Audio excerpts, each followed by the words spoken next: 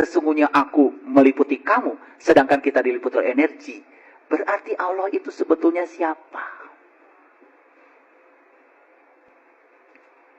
Makanya ada hukum kekekalan energi.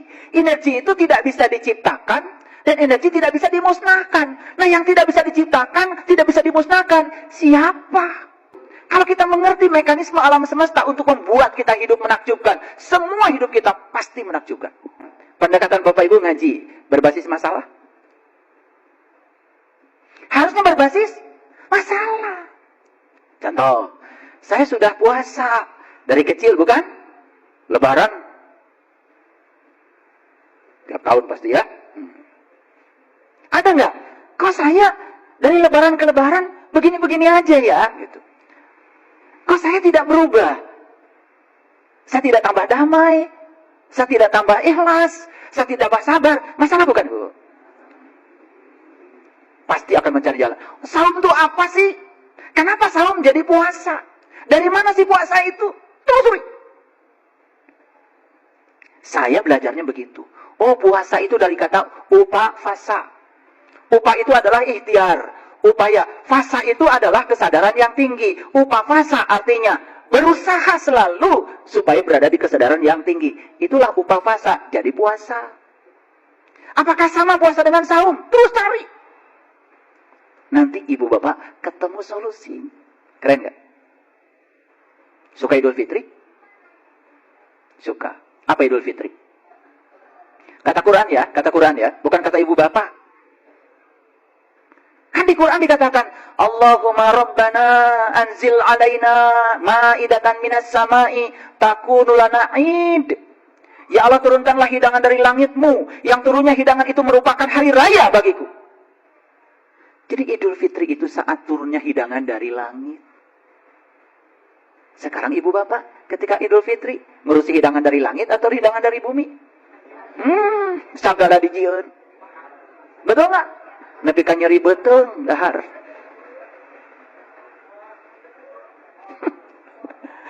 Padahal perintah Quran itu hari raya itu saat dimana kamu turunnya hidangan dari langit. Timbul pertanyaan tuh, langit itu apa? Hidangannya seperti apa? Ingin dong saya mencicipi hidangan itu. Ingin. Coba. Kalau berbasis masalah, itu namanya metode ilmiah. Sehingga kita akan mencari solusi terhadap masalah kita. Satu persatu masalah kita diselesaikan. Kita akan mengalami pencerahan. Sehingga ritual yang kita lakukan itu semuanya menjadi lengkap. Iman dengan ilmu pengetahuan ketemu konvergensinya. Keren. Keren gak Pak? Keren. Anak saya kok susah cari kerja. Masalah bukan? Masalah. Gimana solusinya? Cari tuh sama orang pinter. Yang tidak bekerja lagi. Saya kadang-kadang suka bingung ya lihat orang. Ingin kaya datang sama orang yang pinter padahal miskin. Gitu. Harusnya kan datangnya sama orang kaya. Betul nggak? Atau lihat rumahnya udah kayak gitu, bukan merendahkan ya. Ya udah jangan dilanjutkan. Nanti pasti ujungnya penggandaan uang. Nggak jelas. Ujung-ujungnya tipu-tipu Bapak Ibu. Nih saya kasih tahu. Ibu Bapak masih ada nggak yang anak-anaknya susah cari kerja sampai sekarang? Masih ada? Ini yang ada. Nggak apa-apa, saya kasih tahu. Bukan disuruh baca surat ini, surat itu sekian kali tiap malam Jumat. Bukan. Ibu Bapak telusuri. Waktu itu anak kecil, berapa kali ibu bapak mengatakan pada anak, nah cari kerja itu sekarang susah. Berapa kali? Nah cari uang itu susah. Nah cari uang itu harus kerja keras. Berapa kali kata-kata itu masuk ke anak kita? Awalnya cuma di pikiran sadar. Karena saking seringnya berkata-kata, jebol masuk ke subconscious mind. Namanya alam bawah sadar. Jadi memori. Setelah jadi memori, jadi program. Makanya anak ini ngelamar ke sana ke sini susah karena programnya juga susah. Bikinan siapa? Nah ini ya, kalian itu suka aneh ya. Anak disuruh uangnya banyak, betul nggak? Tetapi lupa bahwa sebetulnya pernah dimasukkan kepada otak anak kalau cari uang itu susah. Saya cuma ingin menyadarkan Bapak Ibu. Sok sadar atuh. Betul nggak? Iya. Mau didoakan pakai doa apapun sama Bapak Ibu, nggak dirubah cara berpikirnya. Karena miskin itu sekarang sudah ditemukan rumusnya. Miskin berasal dari perasaan miskin. Nih, saya kasih tahu. Saya ngajar mata kuliah kewirausahaan di universitas. Saya ajak mahasiswa saya ke PVJ. Silakan berbaur. Saya nunggu aja di warung kopi. Masuklah ke toko sepatu Adidas, ke kaos-kaos yang branded, masuk. Semuanya masuk. Setelah itu saya panggil. Gimana? Kamu tadi masuk ke toko apa? Adidas, Pak. Gimana perasaan kamu lihat sepatu yang bagus-bagus? Wah, uang dari mana, Pak? Ketika dia bilang, wah, uang dari mana? Dia tidak punya kesempatan untuk pakai sepatu itu. Tapi kalau dia bilang, yes, Pak, saya lihat sepatu yang bagus, keren, cocok dengan anatomi tubuh saya. Kayaknya saya kalau pakai sepatu itu keren, Pak. Saya pasti balik lagi. Pasti balik lagi dan bisa beli sepatu itu. Tapi yang perasaannya tidak pantas. Perasaannya, saya tidak mungkin beli sepatu itu. Tambah lagi, untuk makan aja tidak punya uang. Karena dia sedang mengukur Allah dengan saldonya dia saat ini. Coba ya kayak gini-gini Bapak Ibu, pernah disadari? Tidak. Makanya saya kuliahkan. Pelan-pelan kuliah kesadaran ini. Saya kuliahkan. Saya yakin Bapak Ibu, kalau kita mengerti mekanisme alam semesta untuk membuat kita hidup menakjubkan, semua hidup kita pasti menakjubkan.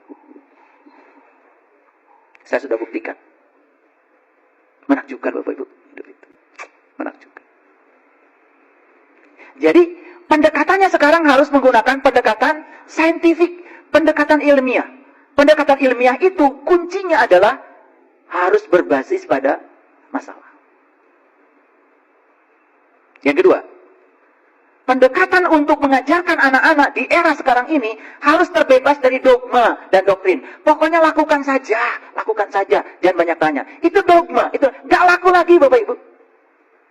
Anak-anak kita mungkin munafik aja, di depan kita seperti baik, di belakang tidak melakukannya. Di depan Bapak Ibu sholat, di belakang tidak sholat. Kenapa? Mereka juga tidak merasakan antara sholat dengan tidak sholat perbedaannya apa. Bahkan mungkin dia lihat teman-teman yang sholat pun kelakuannya tidak menunjukkan keteladanan apa-apa. Apalagi dikepung dengan berita-berita yang begitu gencarnya. Ternyata orang-orang yang bergelut di bidang yang disebut dengan agama pun ternyata perilakunya tidak bisa menjamin. Apakah bisa dibendung mereka dari semua informasi ini? Enggak bisa, Bapak Ibu. Oleh karena itu, saya ingin kasih tahu ya, ceramah saya hanya untuk orang-orang yang terbuka pikirannya. Bukan untuk para skeptis yang tidak siap dengan perubahan. Yang masih senang di zona nyaman, masih menggunakan pendekatan-pendekatan jadul zaman dulu, jangan dengar ceramah saya. Skip aja. Sederhana kan? Tidak usah mencaci maki saya. Kasihan. Kan yang rusak kan enggak? Saya tidak nanggapin. Yang ketiga, pendekatan agama untuk generasi sekarang ini harus menggunakan 3 asas ilmu. Satu, harus menggunakan asas koherensi.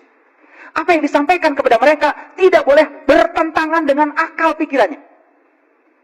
Contoh Bapak Ibu. Contoh sederhana aja. Anak-anak itu sudah tahu kalau Allah itu bersama mereka. Bahkan anak-anak banyak yang sudah tahu kalau Allah itu dekat. Bahkan lebih dekat daripada urat nadi lehernya. Pusing nggak anak? Kalau Allahnya dekat, kemudian rumahnya ada di mana? Pusing kan? Betul nggak? Katanya Allahnya dekat, bahkan lebih dekat daripada urat lehernya. Kalau Allah dekat kan harusnya rumahnya dekat, Bapak Ibu. Tapi diajarkan bahwa Allahnya dekat, tapi rumahnya entah di mana. Memenuhi asas koherensi nggak? Bertentangan nggak? Bertentangan. Gimana coba menyelesaikan masalah? Kan harus pintar orang tua. Betul nggak? Disinilah orang tua harus pintar, belajar. Lalu menggunakan otoritas. Kalau kamu nggak nurut sama ibu bapak, pisah. Nah, bukan solusi Bapak Ibu. Nggak ada bekas anak. Betul nggak?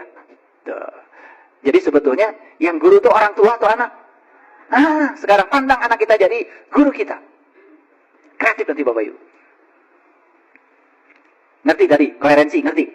Ilmu itu tidak boleh bertentangan dengan akal pikirannya. Pernah nggak Bapak Ibu ada anak nanya yang kentut pantat yang dibasuh muka? Pernah nggak?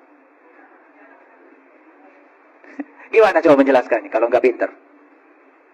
Betul nggak? Anak-anak generasi sekarang itu lahir di abad 21. Ciri manusia abad 21, kritis, kreatif, kolaboratif, komunikatif. Tidak bisa dibendung, Bapak Ibu. Tidak bisa. Dia tidak boleh lagi berhubungan dengan siapa. Nggak bisa. HP-nya dibawa kemana-mana dan dia bisa akses sumber informasi dimanapun. Setuju? Oke. Yang kedua, harus memenuhi asas korespondensi. Bahwa apa yang dibicarakan pada mereka itu harus nyata dan bisa dibuktikan. Gak bisa Bapak Ibu ngomong sama anak-anak, kamu sholat ya, sholat. Nanti kamu dapat pahala di surga, di akhirat. Gak bisa. Gak bisa. Gak bisa. Apa yang bisa dilakukan? Lihat nih Bapak Ibu sholat. Dirasakan oleh anak-anak. Oh iya ya, setelah ibu bapak sholat itu sekarang ibu bapak gak marah-marah lagi, kata anaknya. Ya udah deh, kalau gitu saja mau sholat.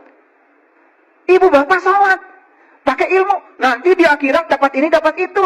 Ibu bapak sendiri masih marah-marah, dikit-dikit jengkel. Main usir. Coba, berlawanan nggak dengan akal pikiran anak? Cenaka rasa entah.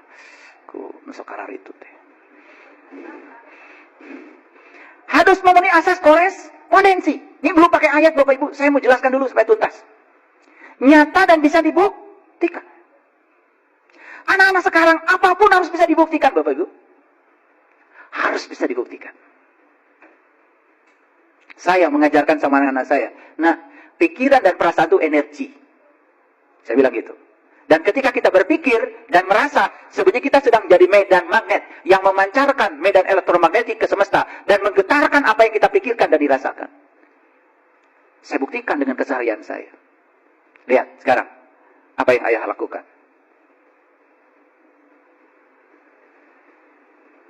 Saya ingin bangun rumah, pikirkan, rasakan. Saya ingin bangun kos-kosan, pikirkan, rasakan. Saya ingin punya mobil, pikirkan, rasakan. Semua nyata. Akhirnya mereka, oh iya ya, yang diajarkan ayah itu betul. Karena kita bukan mengajarkan sesuatu yang halusinasi. Mengajarkan sesuatu yang nyata. Saya ajarkan, pikirkan, rasakan. Pikirkan, rasakan. Dan rasakan seolah-olah yang kau pikirkan itu sudah terjadi. Anak-anak saya meniru, oh iya betul ya. Dasar ya hidup. Gitu kan? Karena ada bukti. Itu namanya asas korespondensi. Tidak bisa anak-anak diajarkan, pokoknya kamu lakukan. Lakukan ini, lakukan ini. Nanti kamu dapat ini, dapat itu. Nanti. Nggak bisa. Nih. Jadi ramalan Rasulullah bisa terjadi. Islam cuma tinggal namanya. Al-Quran cuma tinggal tulisannya. Bahkan ada yang menantang sama saya. Menantang untuk bertanding baca Quran. Maksudnya baca bahasa Arabnya. Mau kasih hadiah 1 miliar katanya.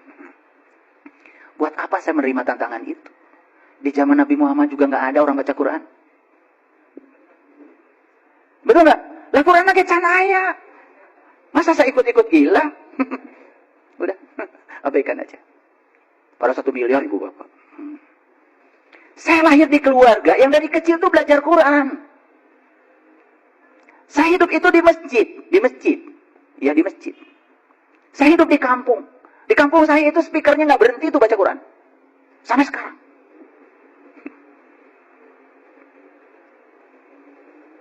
Jadi buat apa saya meladeni pertandingan? Pertandingan itu namanya musabaqah. Agama itu bukan untuk dipertandingkan. Agama itu harus ditunjukkan. Akhlak kita lebih baik atau tidak. Itulah. Makanya Nabi Muhammad diutus ke semesta ini untuk menyempurnakan akhlak. Yang ketiga, Bapak Ibu. Yang ketiga, ilmu yang diajarkan kepada anak-anak itu, ya, kepada generasi sekarang ini, harus memenuhi asas pragmatis. Ilmu itu harus memiliki nilai manfaat. Masih ingat gak tadi? Ketika anak diajarkan puasa. Dan diajarkan puasa itu untuk kesehatan. Mau tuh anak puasa. Karena dia mau sehat. Dia mengerti bahwa sehat itu penting. Untuk anak seperti itu. Gak masuk. Dogma-dogma. Pahala, surga, neraka. Gak masuk. Gak masuk. Belum masuk. Perlu penjelasan lagi. Apalagi gak bisa menjelaskan. Bapak Ibu ditanya sama anak. Pahala itu apa? Oh, pahala itu nama bis, nak. Pahala kencana. Tambah pusing kan anak kita, betul nggak? Nah, yang berikutnya, apapun yang diajarkan pada generasi sekarang, ini generasi ya, abad 19 ke sini, itu harus universal. Kebenaran ini harus bisa diterima oleh siapapun, apapun keyakinannya. Gak bisa dia kooptasi, apalagi diajarkan yang lain salah, yang ini paling benar. Gak bisa. Kalau mereka tidak bisa menerima argumen itu yang masuk akal. Contoh Bapak Ibu. Ajarkan pada anak-anak. Inti sari agama adalah kasih sayang. Universal? Universal. Kasih sayang itu diakui nggak oleh semua keyakinan? Diakui. Oleh karena itu kalau kamu ingin disebut agamamu paling bagus, yang munculkan kasih sayang. Bukan mengklaim, memaksakan kehendak pada orang lain. Kalau keyakinan saya paling bagus. Tapi tunjukkan nilai-nilai universalnya. Kamu lebih berbudi, lebih ramah, lebih kasih sayang, bisa menghargai dan menghormati perbedaan. Saya yakin orang akan bersimpati kepada kita. Betul nggak Bapak Ibu? Dan yang terakhir dari saya. Metodologi untuk pembelajaran agama dalam konteks kekinian sudah tidak boleh lagi menggunakan kekerasan dan paksaan. Saya suka lihat yang lucu-lucu di kehidupan ini. Biasanya menjelang bulan puasa. Ada yang risetnya tidak terlalu serius. Kejahatan di bulan puasa ternyata meningkat. Apalagi menjelang Lebaran. Bahkan orang mudik merasa tidak aman. Padahal habis puasa. Lucu kan? Digembleng 1 bulan puasa, ya, tetapi kejahatan meningkat. Bahkan menjelang Idul Fitri, orang-orang mau pulang kampung pun merasa tidak aman. Dan banyak kejadian mereka yang pulang kampung rumahnya dibobol maling. Bayangkan, ini kejadian setelah Idul Fitri. Coba Bapak Ibu pikirkan, masalah bukan? Masalah. Ini di mana sebetulnya masalahnya? Tapi nggak ada yang memikirkannya. Kenapa? Sudah Lailatul Qadar, sudah i'tikaf, sudah hatam Quran 30 juz. Hasilnya, subhanallah, di jalan aja mobil saling serobot, lihat mata-mata yang nyolot, luar biasa. Itu pengalaman mudik. Padahal di bulan suci, namanya Ramadan. Pernah nggak Bapak Ibu ada kepenasaran dengan saya seperti itu? Ada? Harusnya penasaran. Ya, oke. Baik Bapak Ibu. Itu baru kuliah ringkas-ringkas yang sederhana ya. Kita bicara fakta-fakta yang terjadi, lalu semoga setelah itu memunculkan satu keinginan. Oh, oke. Jangan-jangan yang selama ini saya pelajari, ini bukan perintah Allah. Ini jangan-jangan saya cuma mengikuti perintah seperti kebanyakan orang, masuk dalam level tradisi. Sehingga jangan-jangan saya cuma menjalankan tradisi-tradisi itu, tapi saya tidak menjalankan perintah Allah dengan sesungguhnya. Oke, sekarang saya akan loncat lebih jauh lagi. Bapak Ibu, pakai listrik di rumah? Oke. Berapa watt? Teuing cenah sabaraha. Nu penting mah hurung. Kalau habis keramas yang penting hair dryer nyala. Yang penting kalau di dapur blender nyala, itu aja. Ya? Oke, nggak apa-apa. Karena kebiasaan kita begitu. Bapak Ibu, listrik ini ditemukan dalam proses yang sangat panjang. Proses yang sangat panjang. Mulai dari zaman Yunani kuno sampai sekarang kita hidup di abad di mana listrik sudah mendominasi segala aspek kehidupan. Ya. Kita sekarang Bapak Ibu sedang menggunakan listrik itu namanya listrik arus bolak-balik. Disebut alternating current. Dulu sebelum Nikola Tesla lahir, semua orang di dunia menggunakan listrik arus arah namanya. Direct current. Dan ternyata lompatan teknologi membuat sekarang ini semua orang bisa menggunakan listrik, dan listrik yang digunakan itu dibandingkan dulu zamannya arus arah ke arus bolak-balik mengalami loncatan yang sangat luar biasa, lebih efektif dan efisien penggunaannya. Apa pesan yang mau saya sampaikan? Kita ini kan terkadang sekarang ini tidak pernah tahu asal-usul. Sehingga rasa syukur kita terhadap apa yang ada ini kurang. Betul nggak? Pernah nggak Bapak Ibu berpikir, bagaimana ya listrik itu ditemukan? Siapa-siapa saja orang yang merintis listrik itu, sampai kita bisa menikmati semua energi listrik dalam segala aspek kehidupan. Pernah nggak? Tidak. Padahal Allah mengatakan di dalam hadis qudsi, firman beliau begini, kuntu kanzan mahfian wa ahbabtu an u'rifa fa khalaqtu khalqan. Sesungguhnya aku adalah suatu perbendaharaan yang tersembunyi. Aku ingin agar aku dikenali. Maka aku ciptaan alam semesta ini sebagai ciptaanku, agar dengan ciptaan itu kalian dapat mengenali aku. Jadi ternyata alam semesta ini adalah jalan untuk mengenali aku. Jadi ilmu pengetahuan itu sekarang sudah menjadi pintu, portal untuk memasuki, mengungkap segala rahasia yang tersembunyi di alam semesta.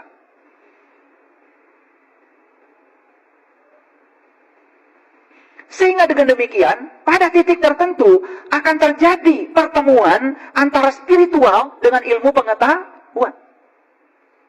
Contoh sederhana Bapak Ibu. Lihat saya semuanya. Banyak gak orang sekarang yang praktek healing dengan menggunakan energi? Banyak kan? Sekarang sedang naik daun tuh, praktek healing yang semacam itu. Tapi kita tidak mengerti, ini lompatan ini dari mana asalnya? Nah, bayangkan ya, kita ini beragama, masih ribut soal batal wudu, batal puasa, batal sholat, dan dari tahun ke tahun pelajaran agama itu-itu saja. Sementara para fisikawan sekarang sedang fokus untuk memburu yang namanya God particles. Partikel Tuhan. Yang kemudian disebut Higgs boson.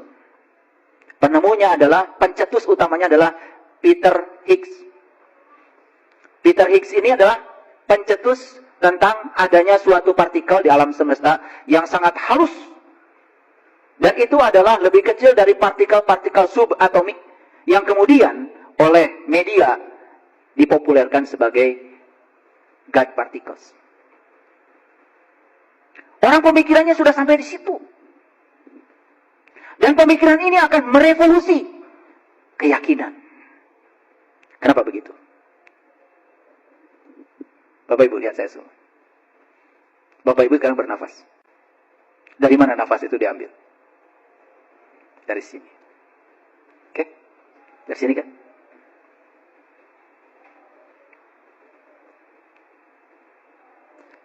Ketika Bapak Ibu bernafas, berarti Bapak Ibu mengambil energi. Setuju? Setuju ya? Oke. Dan itu energi yang paling besar yang disediakan semesta buat kita. Orang boleh tidak makan 3 hari, masih hidup. Orang boleh tidak minum 3 hari dan masih hidup. Tapi orang tidak mungkin tidak mengambil nafas dari ruang kosong ini 5 menit. Setuju? Kalau begitu, mana energi yang lebih besar? Dari makanan, dari minuman, atau dari ruang kosong ini? Oke. Sadar gak? Sadar ya? Baru sekarang sadarnya. Berarti setuju gak dengan saya? Kalau ruang kosong ini adalah ruang energi. Orang fisika menyebut ruang kosong ini adalah quantum field. Medan kuantum. Fluktuasi dari energi halus yang disebut dengan energi universal. Sekarang kita pakai ayat. Pernah nggak Allah bilang di Quran, sesungguhnya aku meliputi seluruh ciptaanku. Aku meliputi seluruh makhluk dan aku meliputi seluruh semesta raya. Jadi, kita ini sekarang diliputi oleh Allah. Kata siapa? Kata Allah. Faktanya, yang meliputi kita apa? Ya, buktikan. Saya diliputi ini kan? Bapak Ibu diliputi juga kan? Diliputi ini kan? Ya? Ulangi. Sesungguhnya aku meliputi segala manusia. Betul nggak? Seluruh manusia diliputi oleh. Oke? Jadi sesuatu yang selama ini kita sebut kosong, ternyata tidak benar-benar kosong. Secara nyata kita bisa merasakan bahwa kita bisa mengambil energi dari ruang kosong ini tanpa batas. Setuju? Berarti ini ruang energi? Oke. Dan kita diliputi oleh energi? Oke. Berarti Allah mengatakan, sesungguhnya aku meliputi kamu, sedangkan kita diliputi oleh energi. Berarti Allah itu sebetulnya siapa? Makanya ada hukum kekekalan energi. Energi itu tidak bisa diciptakan dan energi tidak bisa dimusnahkan. Nah, yang tidak bisa diciptakan, tidak bisa dimusnahkan, siapa?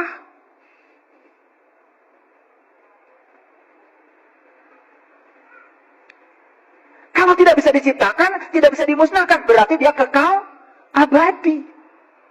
Sedangkan diri sejati kita yang bernama jiwa, kan di dalam jiwa, jiwa itu adalah bagian kecil dari ruh yang Allah tiupkan ke dalam diri kita.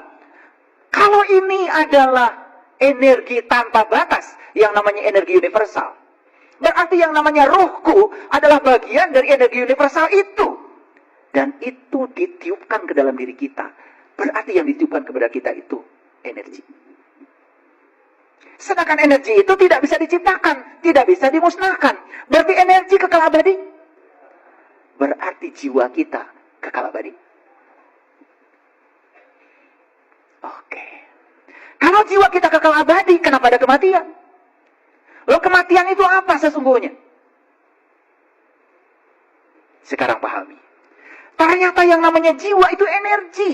Jiwa itu adalah energi, frekuensi, vibrasi. Jadi sekarang yang namanya jiwa yang sedang menghidupi kita saat ini adalah energi yang memiliki frekuensi tertentu yang sedang hadir di sini. Pada suatu saat. Energi ini tahu kalau tubuh kita tidak layak pakai lagi. Tidak resonan lagi secara fisik dengan energi itu. Maka energi itu akan memilih keluar dari sini. Itu yang disebut dengan proses transisi energi.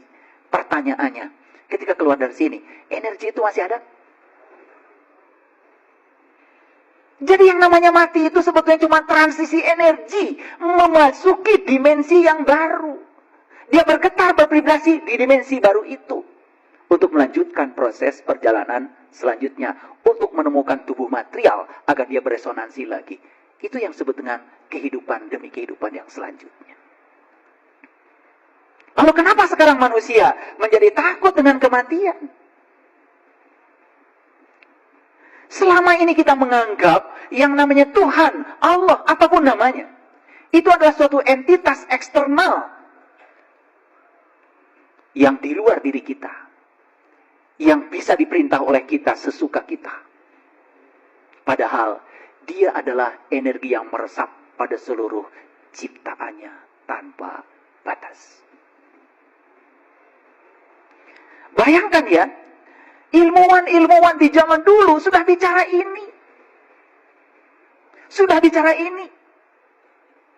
Apalagi sekarang, teknologi sudah begitu luar biasa membuktikan semuanya. Sesuatu yang dulu disebut mistis, bahkan sekarang sudah dibuktikan kebenarannya. Sesuatu yang dulu disebut metafisik, bahkan sekarang jadi fisik. Contoh, tidak ada orang yang bisa membayangkan dulu zaman telepon masih pakai kabel, bahwa kita bisa menelepon tanpa kabel. Mungkin saat itu orang berpikir, menelepon tanpa kabel itu adalah mistis, tahayul, itu hanya halusinasi pikiran. Tetapi, kemudian ketika rahasia semesta terungkap oleh orang-orang yang tekun mengungkap itu, dan dipakai oleh Allah untuk mengungkap rahasianya, apa yang terjadi? Ditemukanlah teknologi nirkabel. Sehingga sekarang, tidak usah repot dengan kabel. Kita bisa berkomunikasi dengan semua orang di belahan dunia manapun. Sekarang pertanyaannya Bapak Ibu. Apakah Bapak Ibu ketika menerima WA, sebut saja isinya video, sebut saja isinya audio atau lagu, sebut saja isinya adalah tulisan. Apakah yang datang ke sini itu adalah gambar? Apakah yang datang ke sini itu adalah suara? Apa yang datang ke sini itu rabu atau tulisan? Bayangkan. Di masjid ini semua orang dapat WA isinya tulisan. Kalau tulisan itu bisa disaksikan, betapa pusingnya kita di sini. Betul? Semua itu nyaris tidak kelihatan. Tetapi ternyata nyata dan bisa dibuktikan. Buktinya HP kita bergetar, WA masuk, tulisan masuk, video masuk, audio masuk, lagu masuk, caci maki juga masuk. Betul? Jadi yang datang ke sini apa Bapak Ibu? Energi. Yang disebut dengan gelombang elektromagnetik. Lalu energi yang masuk ke sini itu apa sebetulnya di dalamnya? Di balik energi itu ada yang namanya informasi. Informasi wujudnya video, audio, tulisan. Sehingga Bapak Ibu bisa terima informasi. Oh, ternyata suami saya lagi di kantor. Kan informasi. Tapi yang datang ke sini apa? Energi. Jadi di balik energi ada apa? Informasi. Kan semua yang mau disampaikan bukan energinya. Yang mau disampaikan adalah informasinya. Setuju? Sekarang, Bapak Ibu. Di sini ada lautan energi. Apakah di sini ada informasi? Kenapa ya sekarang kita tidak bisa menangkap informasi yang berjubel di sini? Kenapa ya para nabi, para rasul bisa menangkap informasi yang berjubel di sini? Kok kita tidak bisa? Di mana perbedaannya? Perbedaannya, para nabi, para rasul, dan orang-orang suci hidup selaras dengan alam. Maka dia menjadi sefrekuensi energinya dengan energi universal yang ada di alam ini. Sehingga setiap saat terjadi resonansi. Apa yang terjadi? Informasi yang dibalik energi ditangkap oleh intuisinya. Sehingga mereka bisa menyampaikan intuisi itu sebagai firman-firman Tuhan. Jadi apa itu wahyu? Wahyu itu sebetulnya getaran-getaran ilahi. Energi. Kalau itu bisa ditangkap, bisa. Gimana caranya? Resonansikan dirimu dengan frekuensi universal dari alam semesta ini. Itulah kenapa agama, kamu gak boleh bohong. Kamu harus jujur. Kamu jangan nyakitin orang. Kamu jangan iri, jangan dengki. Semua itu adalah kegelapan yang membuat kita menjadi beda frekuensi dengan frekuensi universal alam semesta. Itu yang menyebabkan kita merasa terasing di kehidupan ini. Bapak Ibu, energi yang di sini itu ada energi yang bersifat fisik, bisa ditangkap oleh alat komunikasi ini. Tapi ada energi yang berlimpah, yang sekarang masih metafisik. Karena apa? Teknologinya belum sampai ke sana. Tetapi saya jamin, suatu saat, sekarang sudah masuk pada abad quantum field, medan kuantum. Bahkan energi yang metafisik di sini itu, suatu saat bisa ditangkap dengan instrumen yang akan dibuat di masa yang akan datang. Jadi ke depan ini Bapak Ibu, semua hal-hal yang bersifat spiritual, yang dulu dianggap mistis dan tahayul, suatu saat mungkin bisa ditemukan alat ukurnya. Teknologi sedang mengarah ke sana. Sementara pelajaran yang kita sampaikan pada anak-anak masih pelajaran zaman baheula. Sementara anak-anak disuruh belajar bioteknologi, bioelektrik, biofisika, kuliah di perguruan tinggi, dan mereka menganggap pelajaran yang mereka dapat di universitas seakan-akan itu adalah urusan duniawi yang terpisah dengan agama. Karena kita memahami agama, bahasanya harus bahasa tertentu. Sedangkan bahasa energi universal, ini adalah bahasa universal. Bahasa rasa yang bisa ditangkap oleh akal universal. Oleh karena itu tubuh kita ini punya 5 tubuh. Yang pertama, tubuh spiritual. Yang kedua, tubuh intuisi. Yang ketiga, tubuh energi. Yang ketiga, tubuh mental. Yang keempat, tubuh energi. Dan yang kelima adalah tubuh fisik yang paling kasar. Nah, sekarang, Bapak Ibu, tubuh fisik yakin yang paling kasar? Oke, ada berapa tubuh tadi? Tubuh spiritual, paling tinggi. Tubuh intuisi. Tubuh mental. Tubuh energi. Tubuh fisik. Setuju ya, tubuh fisik paling kasar? Oke. Sekarang kita sedang menangkap semua yang ada di alam semesta ini sebagai realitas dengan menggunakan tubuh fisik, bukan? Setuju? Setuju ya? Di tubuh fisik ada yang namanya panca indera. Nah, panca indera ini berarti terbatas atau tidak terbatas? Contoh, panca indera tidak bisa melihat semua gelombang elektromagnetik yang ada. Ada gelombang elektromagnetik yang masuk ke HP ini nggak bisa lihat. cahaya yang tidak tampak. Cahaya yang bisa disaksikan oleh panca indera cuma cahaya ini aja, yang warna putih. Padahal di sini ada banyak spektrum gelombang elektromagnetik yang tidak tampak. Terbatas? Oke. Telinga kita hanya bisa mendengar 20 Hz sampai 20.000 Hz. Di bawah 20 Hz nggak terdengar. Di atas 20.000 tidak terdengar. Nggak jelas lagi. Bahkan rusak telinga kita. Ada batasan? Oke. Kesimpulannya. Apakah realitas semesta yang Bapak Ibu lihat dengan panca indera adalah realitas yang sebenarnya? Bukan.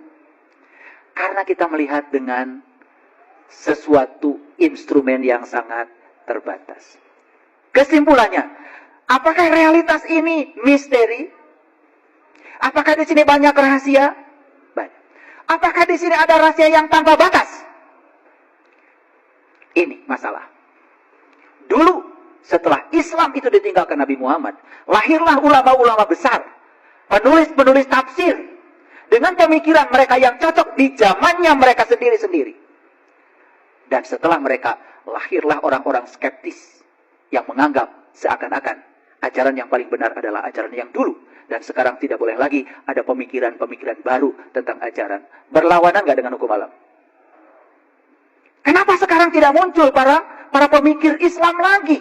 Kenapa? Karena kalau berbeda sedikit langsung dibilang sesat. Berbeda sedikit langsung sesat. Ini yang menghukumi kita. Jadi kita dipenjara. Dipenjara oleh pengetahuan yang sempit. Yang kedua, dipenjara oleh metodologi. Yang itu saja dari waktu ke waktu yang sudah usang.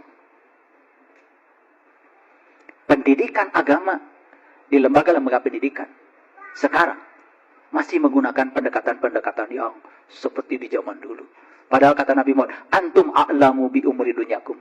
Di zamanmu nanti, teknologi sudah berkembang, peradaban sudah berkembang. Kamu hidup saja di zaman di mana kamu hidup. Gak ada HP zaman Rasulullah. Gak ada WA. Gak ada Google. Gak ada YouTube. Sekarang ingin supaya manusia dibatasi begitu? Siapa yang mau membatasinya? Ini saya kasih tahu. Kalau ceramah yang saya sampaikan ini salah, bikin ceramah tandingan untuk meluruskan yang benarnya seperti apa. Biarkan masyarakat yang memilih. Bukan dipaksakan masyarakat tidak boleh dengar ini, harus dengar itu. Itu pendidikan masa lalu. Jadi hari ini kuliahnya agak berat sedikit. Oke. Berarti jiwa ini energi bukan? Energi. Berarti jiwa itu kekal apa tidak? Kekal.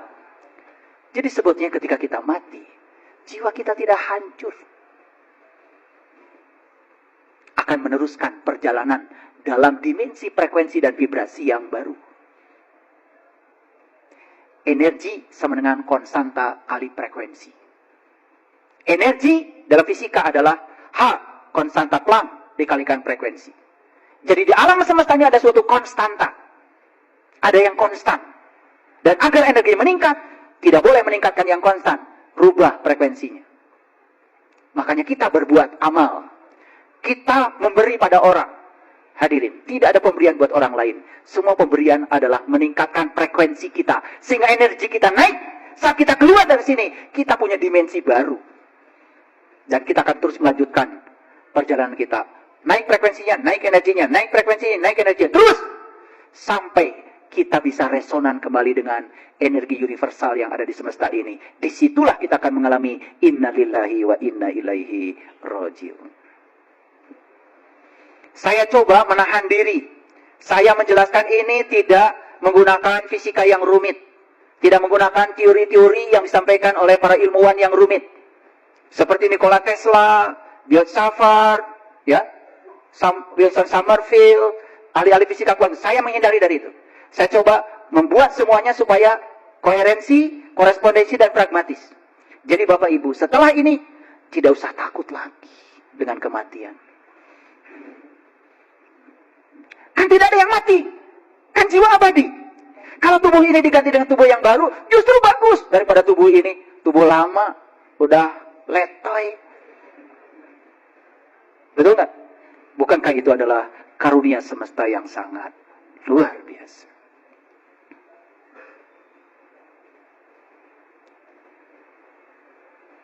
Di kesempatan yang kemarin, saya cerita tentang MRI. Masih ingat? Magnetic Resonance Imaging. Saya bicara CT scan. Ya, computerized tomography scan. Kan semua itu sebetulnya produk-produk dari yang sesuatu yang dulu dianggap metafisik, sekarang sudah menjadi fisik. Bahkan yang sekarang dianggap metafisik, nanti ke depan akan menjadi fisik. Jangan-jangan nanti ke depan ada alat ukur untuk mengukur rasa marah. Ada alat ukur untuk mengukur rasa jengkel. Nanti ke depan akan ditemukan alat ukur untuk mengukur seberapa dalam iri hatinya. Bisa. Karena kemungkinan masalah-masalah mental nanti yang sekarang metafisik akan menjadi fisik. Temuan-temuan tentang partikel-partikel subatomik sudah mengarahkan ke sana. Bukti. Dulu yang tidak terlihat terbungkus di perut kita dengan MRI semuanya jadi kelihatan jelas. Ada batu di ginjal, dulu nggak bisa kelihatan, sekarang terang benderang batunya. Jadi itu yang disebut dengan quantum tunneling effect. Itu yang disebut dengan efek terobosan kuantum. Kenapa? Karena manusia sadar sekarang bahwa yang disebut dengan materi ternyata gelombang. Yang disebut dengan gelombang ternyata materi. Itu namanya dualisme gelombang partikel. Itulah yang membuat MRI tercipta, CT scan tercipta. Dan dokter sekarang bekerja lebih mudah. Tidak menggunakan ilmu duga-duga. Betul nggak? Pasti. Kalau dulu duga-duga. Sudah dioperasi ginjalnya. Ternyata batuna. Betul nggak? Tapi kan tetap dibayar. Betul nggak? Paling juga, ya, yang membedahnya bisa beli batu. Buat bangunan. Batuna, tapi sekarang nggak bisa. Sudah ada MRI. Nah itu yang disebut dengan efek terobosan. Jadi, Bapak Ibu, yang menerobos sampai bisa masuk, itu bisa memotret benda-benda yang tertimbun di perut di mana saja. Apa itu? Energi. Dia bukan sebagai materi, sebagai gelombang.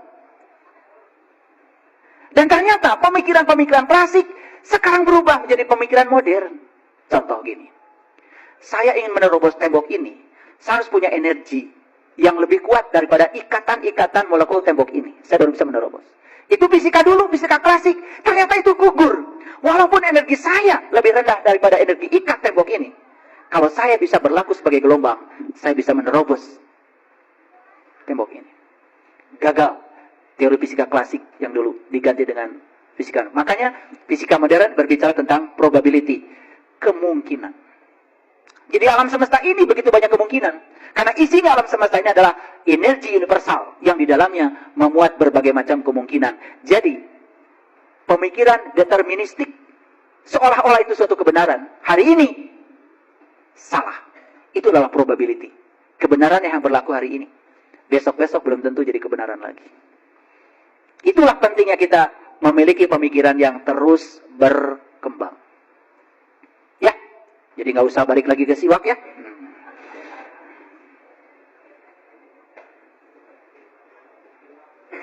Kalian buka puasa, makan kurma. Maniasa soleh. Karunya tuh tukang ganas. Tukang salak. Bu, kurma wae. Nah ibu, buka saumna ngau kurma. Rasulullah juga dulu pakai kurma. Bu, Rasulullah pakai kurma.